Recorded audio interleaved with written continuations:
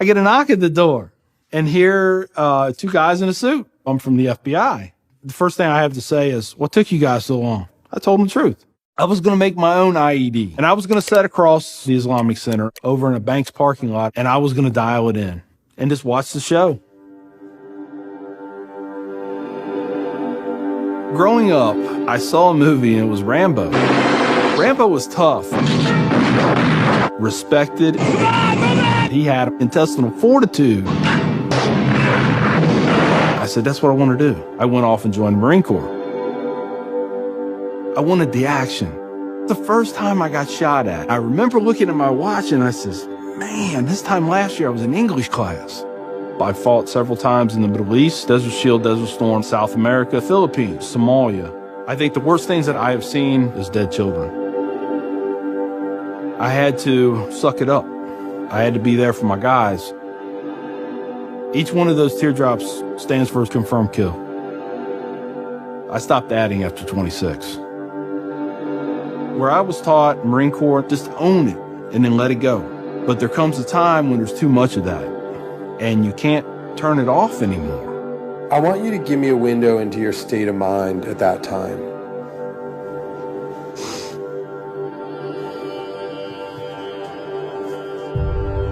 One time, my wife and I went to a DSW, and I saw in the distance these two women in black burqas in my store.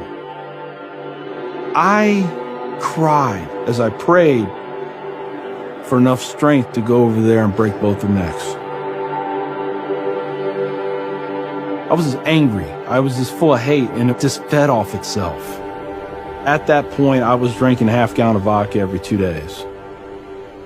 I had devised a plan, create my own IED, homemade bomb, and I was going to set it off right outside the Muncie Islamic Center.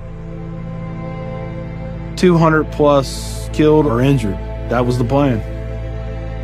I saw an opportunity to do one last thing for my country. This was my rationale. I knew I would end up in a federal prison with a needle in my arm. I didn't care. My hatred of Islam, it was the only thing that was keeping me alive. So one day my daughter comes home, second grade maybe.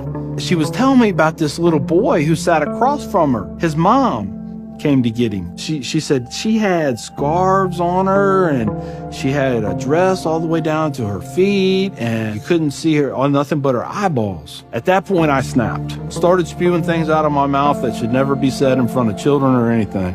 She didn't say anything. It was the look on her face. I remember my daughter looking at me like I was absolutely the craziest person on the face of the earth. She was my little buddy.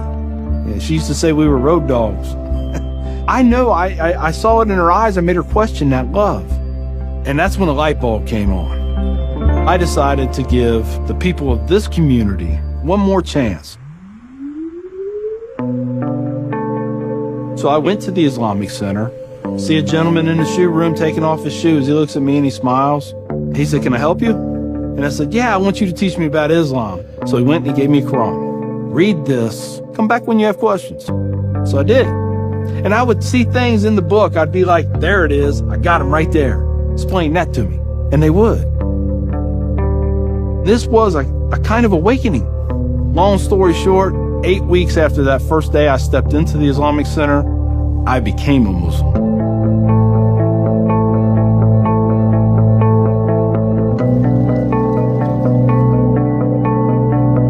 I'm a Muslim, a veteran, and a proud American. I had learned that I was completely wrong about everything that I felt. You know, Judaism had a message, Christianity had a message, Islam had a message. Funny thing is, though, it was the same message. It was about peace, and it was about love. Please join me in welcoming Mr. McKinney. My big thing is now to stop the hate. Nothing good has ever come out of hatred. I've done too many things. I've hurt a lot of people. I have to live with that.